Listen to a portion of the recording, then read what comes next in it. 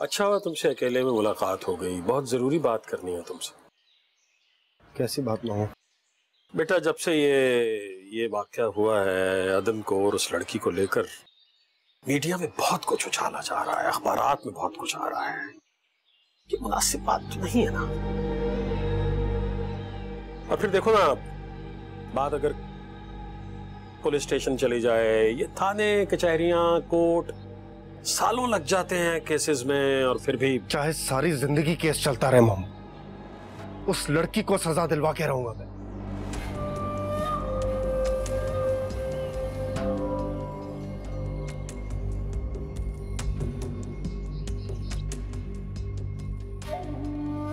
ठीक है, अब वकील से मिल लें। कल और परसों कोर्ट बंद है।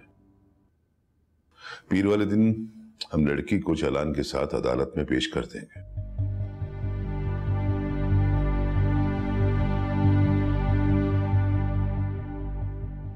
क्या मैं उस लड़की से मिल सकता हूँ?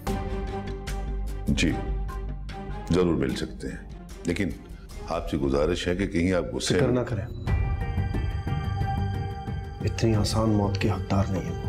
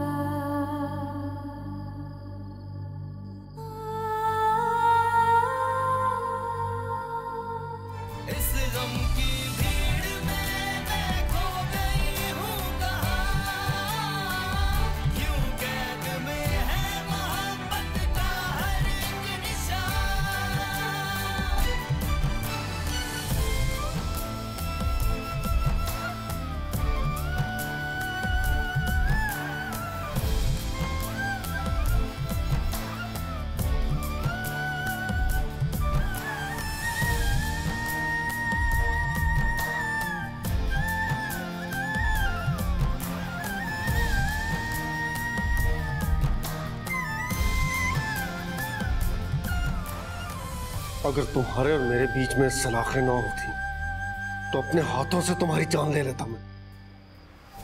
जिंदगी थम गई, वक्त क्यों है ये खफा, हर पल क्यों है सदियों सा।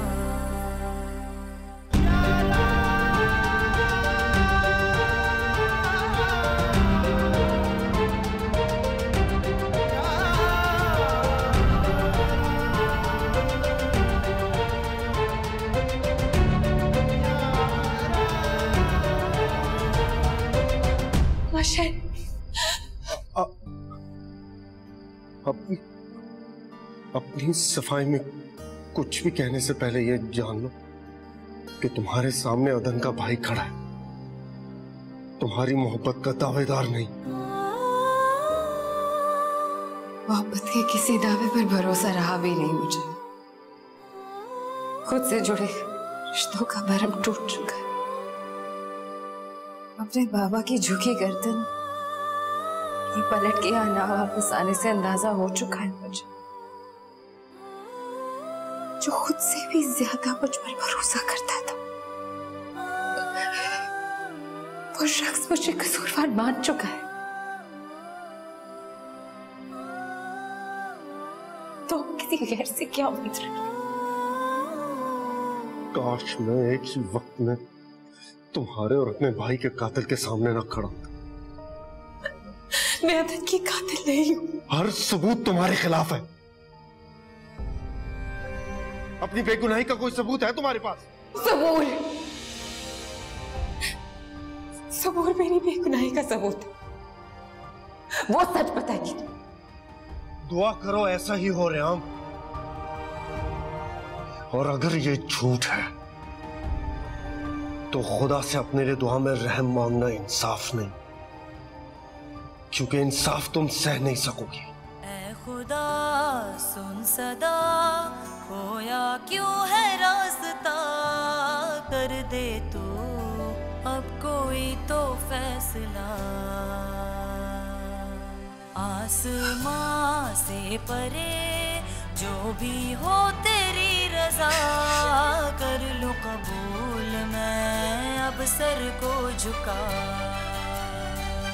इस गम की भीड़ में मैं खो गई हूँ कहाँ, क्यों कैद में है मोहब्बत का हर एक निशान, गुजरी जो मुझ पे है कैसे कर अब बयां, क्यों कैद में है मोहब्बत का हर एक निशान।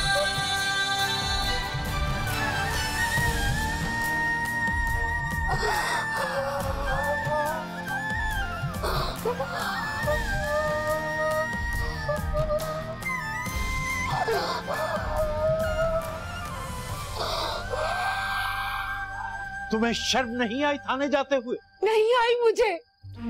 मेरी बेटी लावारसों की तरह थाने में पड़ी है।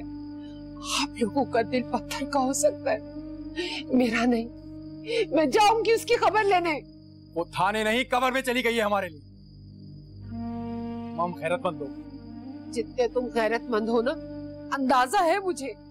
बस करो, बस करो। अब वहां आइंदा जाने की कोई जरूरत नहीं। उसके साथ हमारा रिश्ता, नाता, लेना देना खत्म। मरने वालों की कब्रों में भी तो फाते पढ़ने जाते हैं ना, वो तो जिंदा है। आप लोगों के आराम के लिए वो सारी जिंदगी सोचती रही, और जब उस पे मुसीबत पड़ी तो आप लोगों को अपनी गैरत याद आ गई। उसकी इज्जत की कोई परवाह नहीं। उसने की थी हमारी इज्जत की फिक्र, जितना वो हमारी इज्जत का तमाशा बना के गई है, हमें उसकी कोई परवाह नहीं है। वो जिए या मरे या उसके ऊपर कयामत टूटे, हमें कोई फर्क नहीं पड़ता। ठीक है, आप लोग अपनी गैरत संभाल कर रखें, मगर मैं तब तक सुकून से नहीं बैठूंगी जब तक मेरी बेटी रिहा होकर नहीं आ जाती। शाकरा, तुम वहां नहीं जाओगी। मैं जाऊंगी। उसकी जमानत के लिए वकील भी करवाऊंगी।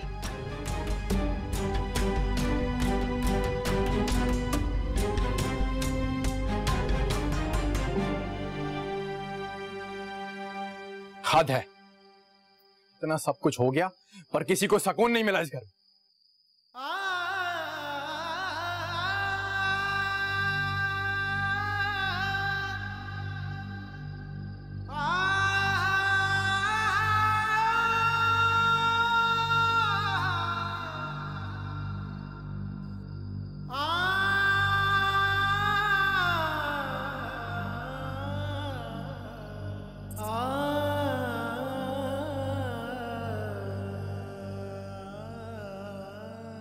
पीर को अदालत में चालान पेश हो जाएगा।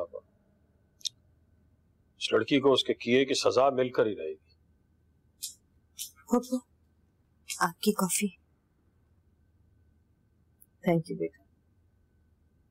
सर में भी थोड़ा सा दर्द हो रहा था। तो मैं दबा देती हूँ ना? नहीं नहीं, ओके, कोई बात।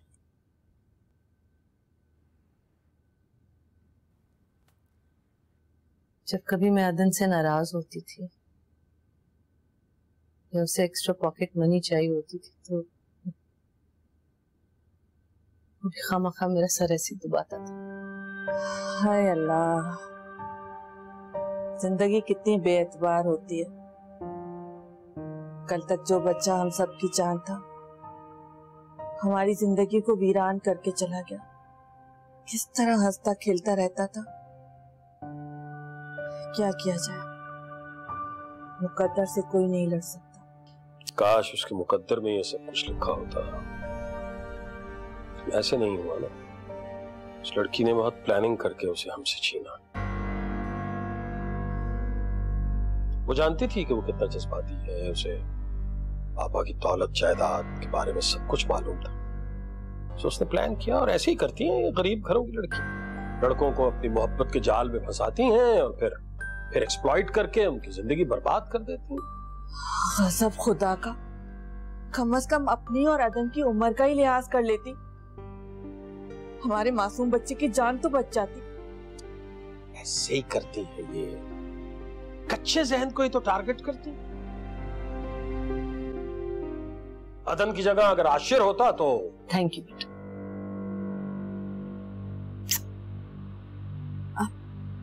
बेहतर हुआ या मैं कोई मेडिसिन लेके आऊँ आपके लिए?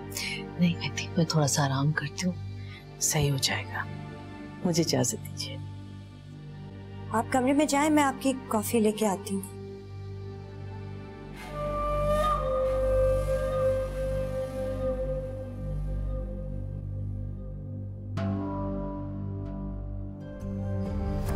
तन दे पुरजे पुरजे कर दे जिवे करदा दर्जी तुम्हारे इस जोड़े और मेहंदी का लाल रंग मन नू रोकना सिर्फ रंग नहीं है, कोई पावे कोई लख पावे जंजीर मेरे अदन का खून। इश्क दा ऐन जे समझे होंदा लड़दा नाल प्लीज सफाई में कुछ भी कहने से पहले ये जान लो कि तुम्हारे सामने अदन का भाई खड़ा है, तुम्हारी मोहब्बत का दावेदार नहीं।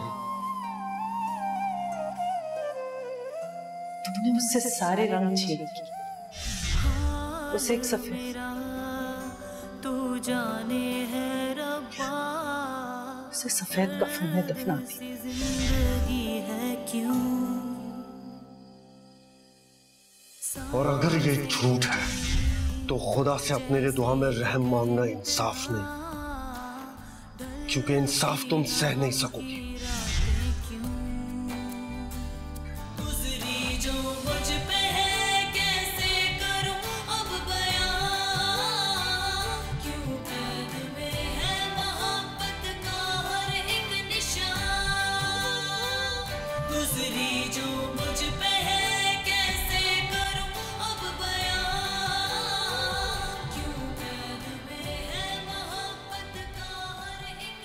What? रेहाम, ये कैसे मुमकिन है आशिर? यही सच है, वही अदन के ट्यूटर थे और एविडेंस से साफ जाहिर है कि अदन ने रेहाम की वजह से खुदकुशी की। It's ridiculous यार, उसके बारे में ऐसा सोच भी नहीं सकता। बाज मासूम चेहरे नकाब उतरने पर बहुत भयानक साबित होते हैं। I can understand your pain Ashir. सबूर कहाँ है? उसका फोन बंद जा रहा है। सबूर बाहर गई है ग्रोसरी लेने।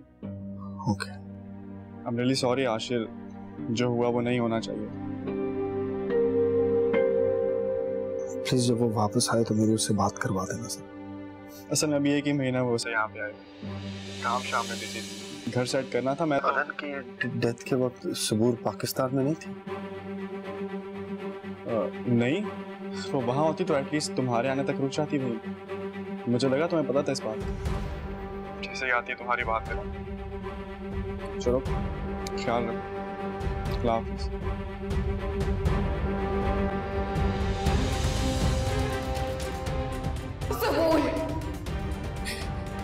सबूर मेरी बेगुनाही का सबूत है, वो सच बताएगी।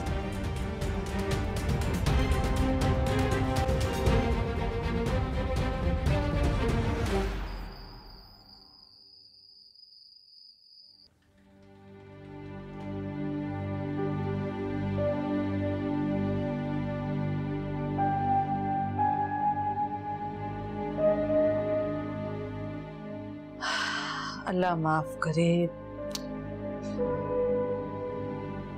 पापा तो बिल्कुल टूट सी गई हैं, मुझसे तो उनकी हालत देखी नहीं जा रही। अल्लाह किसी माँ को औलाद का दुख न दिखाए। बहुत मुश्किल होता है ये दुख बर्दाश्त करना। तौसीफ, मैं आपसे बात कर रही हूँ, किन सोचों में गुम बैठे हैं आप? कुछ नहीं, जब से तुमने आशिर और फराह की बात की है मेरे दिमाग में अटक के रह गई। यही सोच रहा हूं कि ये कैसे मुमकिन है। खुदा का खौफ करें आप, ये कोई वक्त है ऐसी बातें सोचने का? यही तो मौका है, इससे अच्छा वक्त नहीं मिल सकता फराह को। इस वक्त आपा आशिर दोनों पूरी तरह से टूटे हुए हैं। उसे चाहिए उनके दिल में घर करे, उनका ख्याल रखे। आपा इसके बाद अगर आशिर के लिए फराह के अलावा किसी का सोच गई तो मुझ पे इल्जाम देना। अरे यही तो कर रही है वो बेचारी, जब से आई है आपा के साथ ही लगी हुई है, हर तरह से उनका ख्याल रखने की कोशिश कर रही है। सिर्फ आपा का ख्याल नहीं रखना, आशिर का ख्याल भी रखना है, उसके दिल में जगह बनानी है। समझाओ उसे।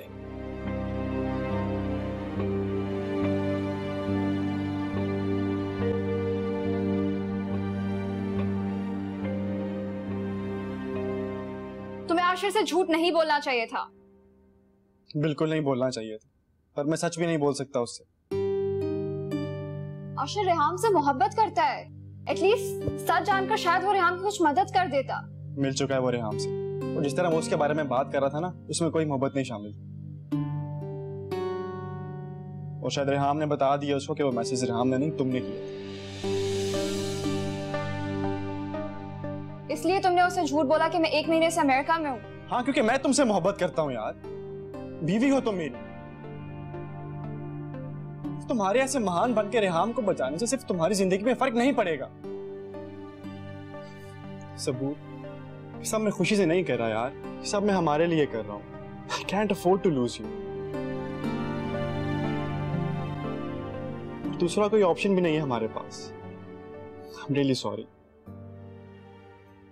जितनी गिल्टी मैं हूं ना Faisal, I don't think all this will help.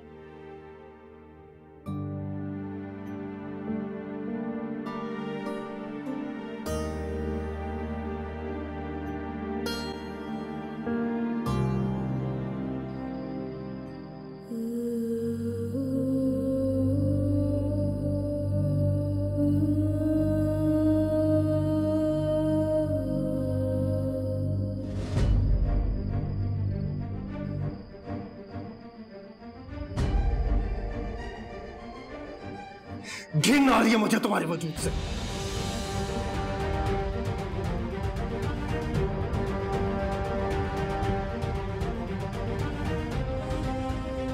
ये तुम्हारा असली चेहरा।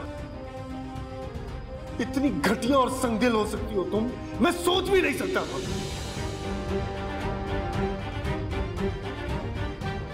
काश मेरे बस में होता तो अपने हाथों से तुम्हारा गला दबा देता। आशिर बस, और कोई झूठ मत बोलना तुम।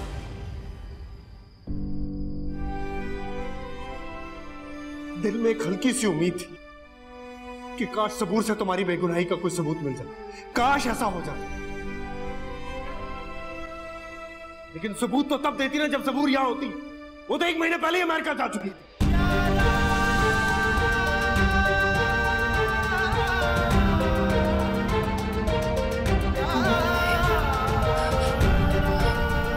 फिर इंतजार किस बात का है? अगर तुमने कसूरवार मान ही लिया मुझे, तो फिर अपने हाथों से मेरा गला दबा दो। अपनी नफरत और मेरी जिल्लत से आजाद कर दो मुझे। तुम्हारा गुनाह इतना छोटा नहीं है कि एक ही लम्हे में तुम्हें अपनी नफरत और तुम्हारी जिल्लत से आजाद कर दूं। हाल मेरा तू जाने है रब्बा, दर्द सी जिंदगी है क्यों। सांसें हुई जैसे एक इम्तिहान, ढलती न गम की रातें क्यों। गुजरी जो मुझ पे है कैसे करूं अब बयां, क्यों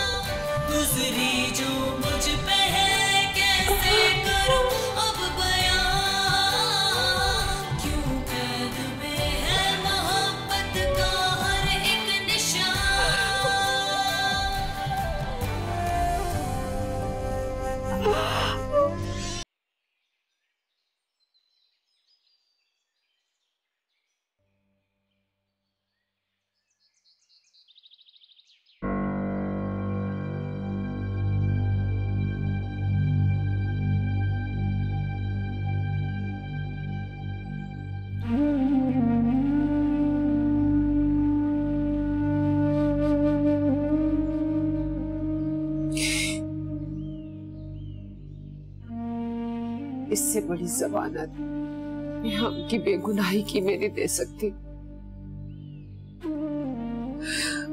वो तो उस बच्चे को अपना भाई समझती थी,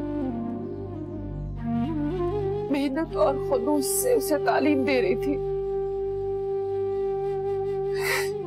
जो कुछ भी हुआ सब उस बच्चे की वजह से हुआ। जब उसे इस बात का अंदाजा हुआ तो उसने वहां ना जाने का फैसला कर लिया। बात और ना बिगड़े, उसने मुनीर से शादी के लिए हाँ कर दी। सबसे ज्यादा तो मैं उसके खिलाफ थी और आप सबको लगता था कि मैं उसकी दुश्मन हूं। हाँ, मैं करती थी उस पे सख्ती, क्योंकि मैं जानती थी उसकी एक जरा सी गलती सबको बर्बाद कर देगी।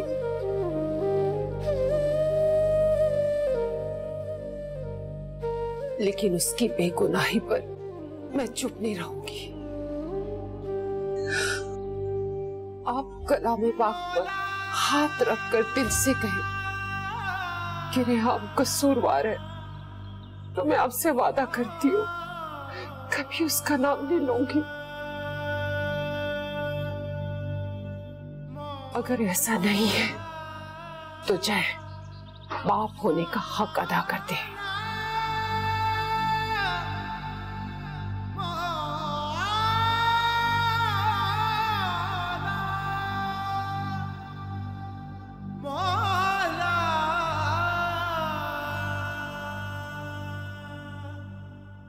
देखो कैसे मुस्कुरा रहा है, जिंदगी से भरपूर। ऐसा लगता है जैसे इसका हाथ आगे बढ़ेगा और मेरे आंसू पहुंच देगा। अगर अभी होता तो ऐसा ही करता, लेकिन आपको इस हालत में देखकर खुद भी कम तकलीफ में नहीं होगा।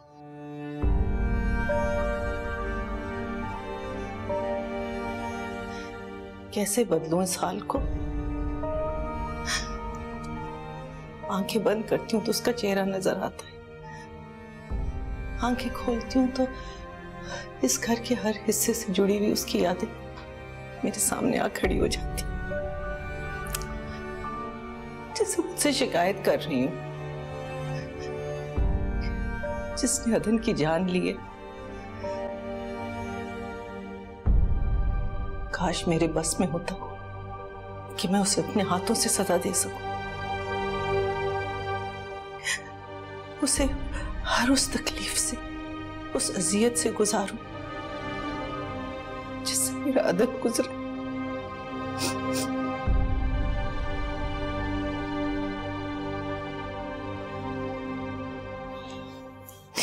ऐसा ही होगा मामा, ऐसा ही होगा, ये मेरा आपसे वादा है।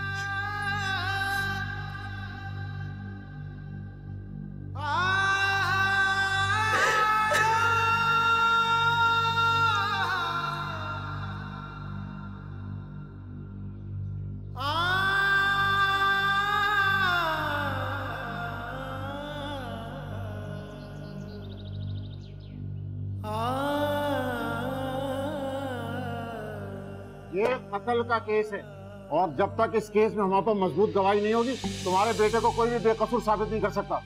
कहां से लाऊं गवाह? वो लोग वडेरे हैं, उन्होंने सबको डरा के रखा हुआ है। तो तुम भी पैसे खर्च करो, हम झूठे गवाह बना लेते हैं। कमाल है साहब, मैं सच को साबित करने के लिए भी झूठ खरीदूं? तो ठीक है, जाओ ले जाओ अपने बेटे को कब्रिस्तान। अरे ऐसे तो उसे फांसी से कोई भी नहीं बचा सकता।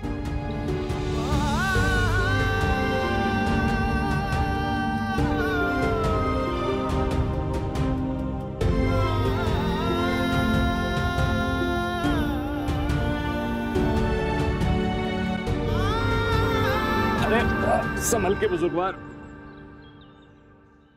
आप ठीक हैं?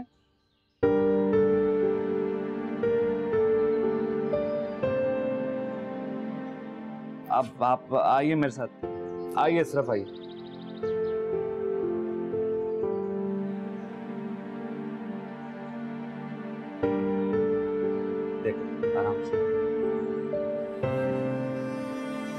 इधर आइए सर।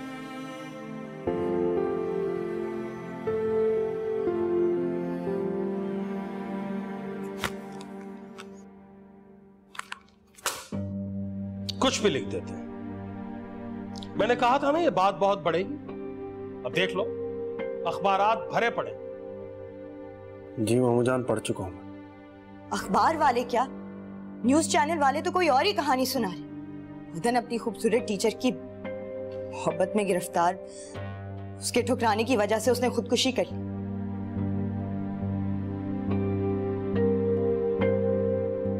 तमाशा तो अदन का ही बन रहा है ना। ऐसे ही तमाशा बनाते रहेंगे।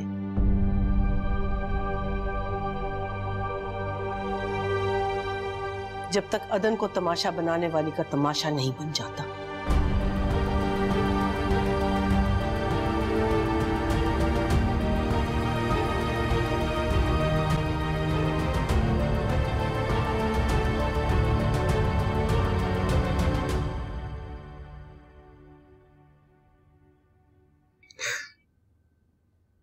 पानी पीजिए।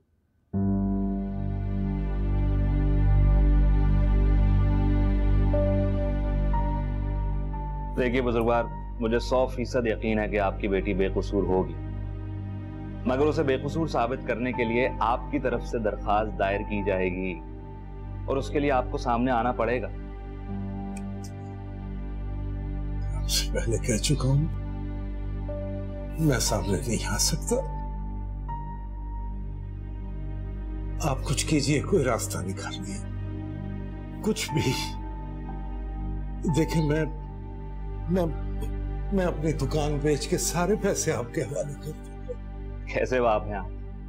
बेटी की खातिर सब कुछ बेचने के लिए तैयार हैं, मगर बरादरी के खौफ से उससे हमदर्दी जाहिर नहीं कर सकते।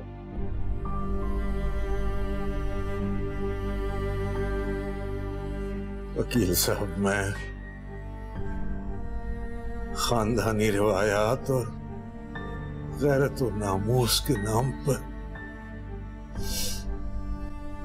बनी हुई जंजीरों में जकड़ा हुआ एक बाप, मैं तो मजबूर हूं। आप तो कानून जानते हैं वकील, कोई रास्ता निकाले, कोई नुक्ता, कोई कुछ भी करे।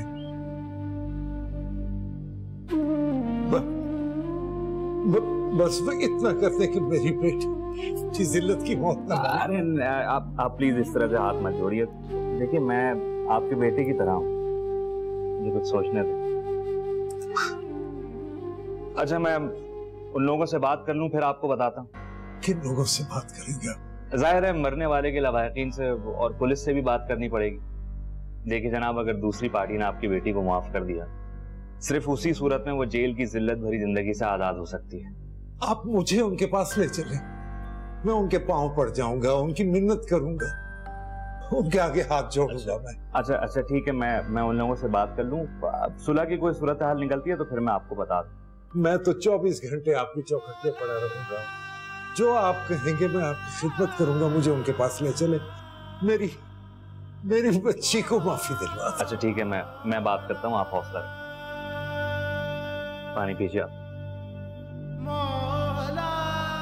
माफी दिलवा दे मेरी बच्ची को। ठीक। इंस्पेक्टर साहब, मैं अच्छी तरह जानता हूं मीडिया को ये सारी खबरें कहां से मिलती हैं। उनका सबसे बड़ा सोर्स ऑफ इंफॉर्मेशन आप लोग ही हैं।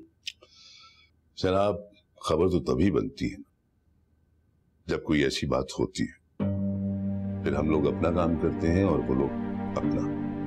हाँ, थोड़ा बहुत ताउन है, कभी वो हमारे साथ करते हैं और कभी हम। तो आखिर कब तक चलता रहेगा? आप उसे कोर्ट भिजवाए, सजा दिलवाए। वैसे उसकी तरफ से अभी तक कोई ना दरख्वास्त गुजारा है और ना ही कोई वकील। मैं भी यही सोच रहा था कि इक़दाम कत्ल का चार्ज लगा के उसे कोर्ट में पेश कर दूं।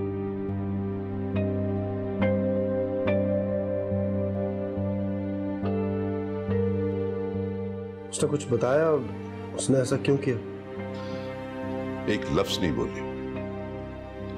हम सब तो थक चुके हैं। आपकी भी मुलाकात हुई थी, आप ही पूछ लेते, शायद वो आपको बता देती। सलाम जनाब, इजाजत है अंदर आ जाऊं? वालेकुम अस्सलाम। आइए आइए जनाब ताहिर साहब, बताइए कैसे आना हुआ? मेरी क्लाइंट रेहाम आपके यहाँ मेहमान है, उसी सिलसिले में बात करनी थी। शुक्र है उसकी तरफ से भी कोई आया। बहरहाल ये आशिर साहब मकतूल के बड़े भाई, जिसका आपकी क्लाइंट ने कत्ल किया है। एक्सक्यूज मी जनाब, ना मरने वाला मकतूल है और ना ही मेरी क्लाइंट ने उसकी जान ली है।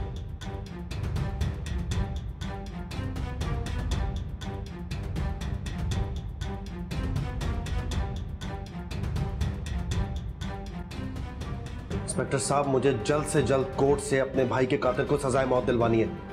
आप ये केस कोर्ट में भेजें। काम डाउन आशिर साहब, काम डाउन। देखिए, जरूरी तो नहीं है कि हर बात का फैसला कोर्ट में ही जाकर हो। कुछ बातें आपस में भी तय की जा सकती हैं, और यह भी हो सकता है कि जो हकायक आपके सामने है वो दुरुस्त ना हो, मामला कुछ और ही हो। What do you mean? बेहतर यही होगा कि आप लोग बैठकर आपस में बात कर लें। प्लीज बैठे आशिर साहब। Thank you. मुझे थोड़ी पता था कि फूफो पीछे खड़ी हुई है। अगर मुझे जरा सा भी अंदाजा होता तो मैं उनका दिल दुखाने के लिए ये बात क्यों करती? समझाओ इसे, इसके दिमाग में बिठाओ कि यहाँ किस लिए आए हैं, इसने किसके सामने क्या बात करनी है। बताओ, यहाँ आने का मकसद समझाओ इसे। अच्छा, आप गुस्सा मत करें, तबीयत खराब हो जाएगी आपकी। आप जाएं यहाँ से, मैं इसे समझाती हूँ। अब्बा हमारे पैदाइशी शरीफ आदमी थे, सारी जिंदगी जो कमाया ला के हमारी अम्मा की हथेली पे रख दी, और अम्मा ने भी इंतहाई ईमानदारी से सब कुछ आपा की तालीम और तरबियत पे खर्च कर दिया। हमारी तो सारी जिंदगी लोगों के सामने हाथ फैलाते गुजर गई। इसे तो अल्लाह मौका दे रहा है, फायदा उठाए उसका। इसका भी भला हो जाएगा, हमारा भी भला हो जाएगा। जिंदगी के आखिरी दिन जरा इज्जत आबरू से गुजर जाएंगे। समझाओ।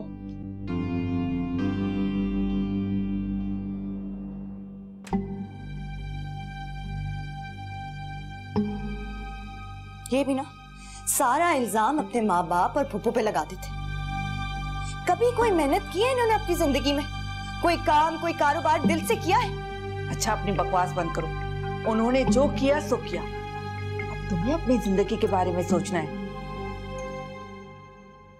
अपनी पुप्पो के साथ साथ आशिर का दिल जीतने की भी कोशिश करो, फिर बस देखना क्या होता है। ये आलीशान घर, दौलत, ऐश और इशरत सब तुम्हारे कदमों के नीचे होंगी। तुम्हारे अब्बू बहुत जल्द पुप्पो से आशिर के बारे में बात करने वाले हैं, तुम दोनों की शादी के बारे में। अरे बात तो समझा करो ना।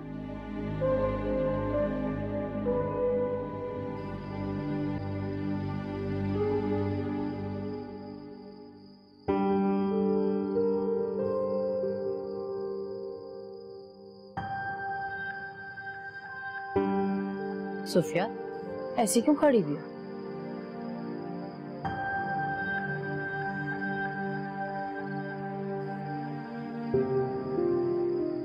सुबह से गया हुआ,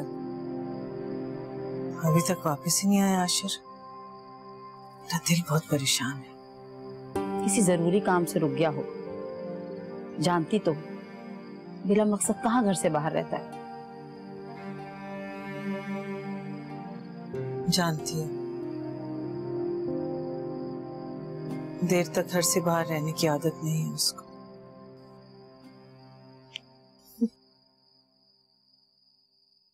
देर तक रहने वाला तो अब चला गया। बड़ी आपा, मेरे पास आशिर के सिवा जीने का कोई मकसद नहीं है, इसीलिए मैं उसको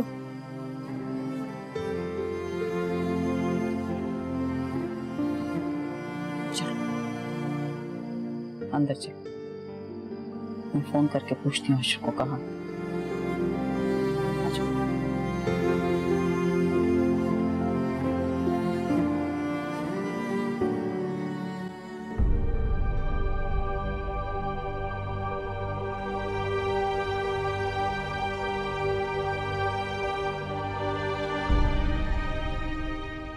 आशिफ साहब, आपके भाई की अचानक मौत पर मुझे बहुत अफसोस है। बेहतर होगा हम काम की बात कर लें। मैंने जहाँ तक ये केस स्टडी किया है, न्यूज़ देखी है, अखबारात में जो कुछ भी पढ़ा है, उसके बाद मुझे रेहाम से ज्यादा अदन कसूरवार लगता है।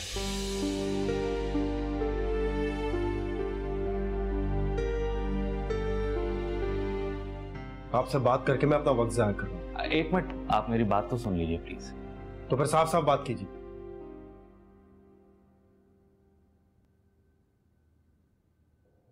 रेहाम के वालिद साहब ने माफी की दरखास्त की। उनसे जाकर कह दें आप कि उन्हें और उनकी बेटी को उसी तकलीफ से गुजरना होगा जिससे मैं, मेरी माँ और मेरा भाई गुजरे। गलतफहमी है आपकी, बहुत कमजोर है आपका केस। चले मान भी लिया कि रेहाम कसूरवार साबित हो गई, तो ना तो उसको सजाए मौत होगी और ना ही उम्र कैद।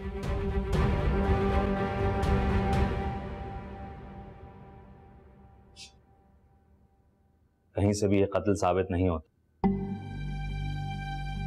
अव्वल तो कानून में इतनी गुंजाइश है कि मैं रेहाम को बचा लूं, और दूसरी बात आप जानते हैं, हमारे यहां मुकदमात के फैसलों में सालों लग जाते हैं, और इस पूरे अरसे में अखबारात वाले और मीडिया वाले हर एक बात पर मिर्च मसाला लगाकर आपके जख्मों को हरा करते रहेंगे। खुदा तरसी में रहम खाकर माफ करने से शायद आपको सुकून मिल जाए।